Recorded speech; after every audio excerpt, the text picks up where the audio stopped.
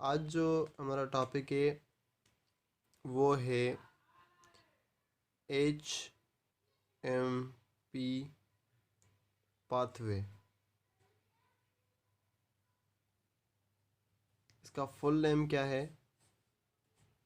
Hexose monophosphate pathway. ठीक है, क्या है इसका? Hexose monophosphate pathway. इसको हम पीपी पाथवे भी कहते हैं। पीपी पाथवे क्यों कहते हैं? Pentose phosphate pathway. ठीक है, और इसको एक दूसरा नाम भी दिया जाता है,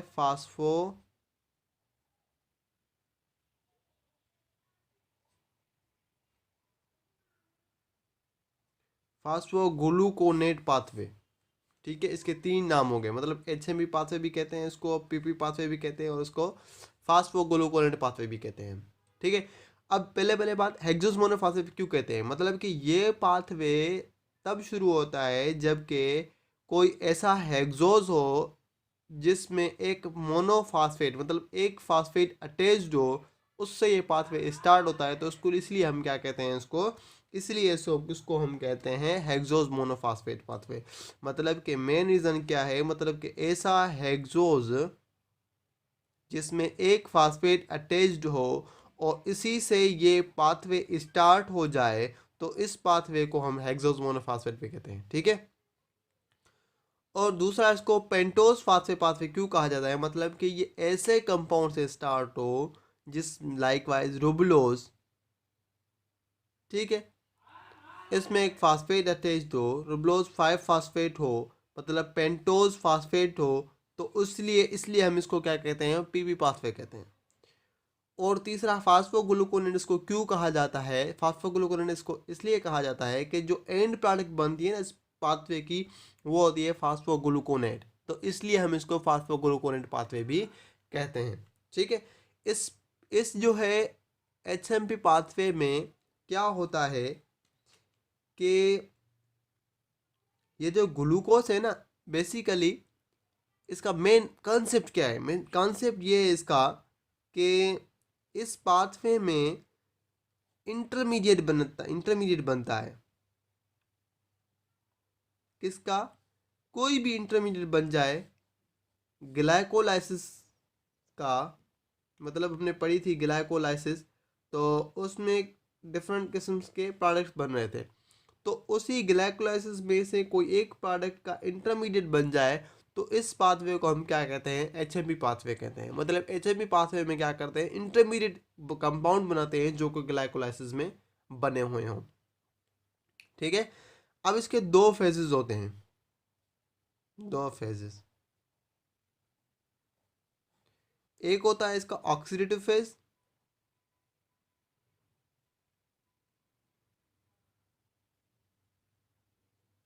दूसरा होता है नॉन ऑक्सीडेटिव। ये जो ऑक्सीडेटिव फेज है वो ग्लूकोज से स्टार्ट होता है, और नॉन ऑक्सीडेटिव फेज रेबलोज शुगर से स्टार्ट होता है। ठीक है, ये दो फेजेस होते हैं इसके। अच्छा, इसमें होता क्या है? होता ये है कि ये जो ग्लूकोज है, ये ग्लूकोज 6 फास्फेट जो होता है, बेसिकली हमने पढ़ा कि ये शुरू होता है एच एम पी पास, मतलब एक्सोस मोनोफॉस्फेट, मतलब एक ग्लूकोज में से एक फास्फेट अटैच हो, तो इसलिए इस पाथवे को हम क्या कहते हैं? हेक्सोस मोनोफॉस्फेट, मतलब ग्लूकोज में एक फास्फेट अटैच है, और ये इसी से जो है ना ये रिएक्शन, ये पाथवे स्टार्ट होता है। अब हेक्सोस मोनोफॉस्फेट पाथवे जो है सिक्स पी जो ग्लूकोज 6 फास्फेट है, ये जो है कन्वर्ट होता है किस में? फास्फो ग्लूकोनो लैक्टोन, इसमें कन्वर्ट होता है। ये फिर से कन्वर्ट हो जाता है किसमें? फास्फो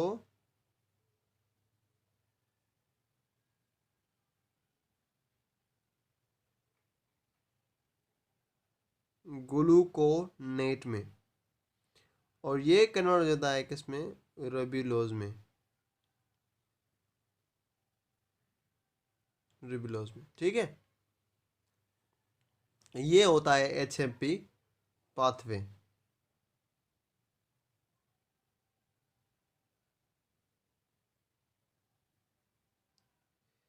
ग्लूकोज कन्वर्ट होता है किसमें? फास्फोग्लूकोनेक्टोन में, ये कन्वर्ट होता है फास्फोग्लूकोनेट में, और ये कन्वर्ट होता है रिबोलोज में। यहाँ पे एक एंजाइम यूज होती है, उसको हम कहते हैं फास्फो ग्लूकोनोलेक्टोन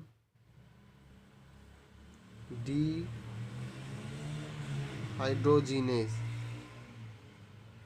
फास्फोग्लूकोनोलेक्टोन डीहाइड्रोजिनेज। इस रिएक्शन में भी एक एंजाइम यूज होती है, उसका नाम है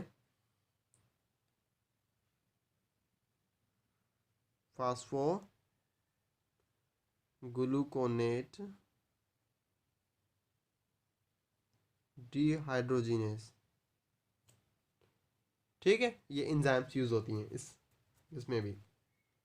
अच्छा, इसका इस एचएमपी पाथवे का एडवांटेज क्या है? हमें कौन सा फ़ायदा हो रहा है इस पाथवे में? हमें क्या फ़ायदा है इस पाथवे से? एक तो इस पाथवे का ये फ़ायदा होता है कि ये वे प्रोवाइड करता है। किस लिए? To oxidize glucose.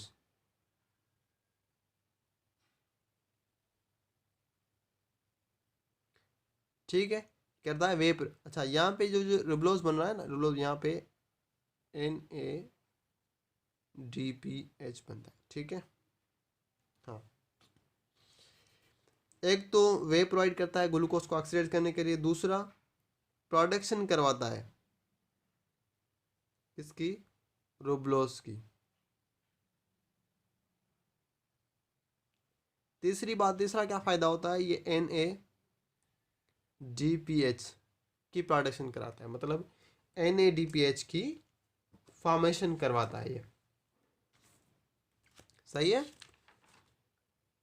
अच्छा, तीसरा क्या फ़ायदा होता है इसका? ये इस पाथवे के ज़रिए हम सिंथेसाइज और ब्रेक कर सकते हैं किसको? 4 to 7 कार्बन जो शुगर मॉलिक्यूल्स होते हैं, उनको ब्रेक कर सकते हैं इस पाथवे के थ्रू। अब ये हो गया पूरे का पूरा हमारा HMP पाथवे।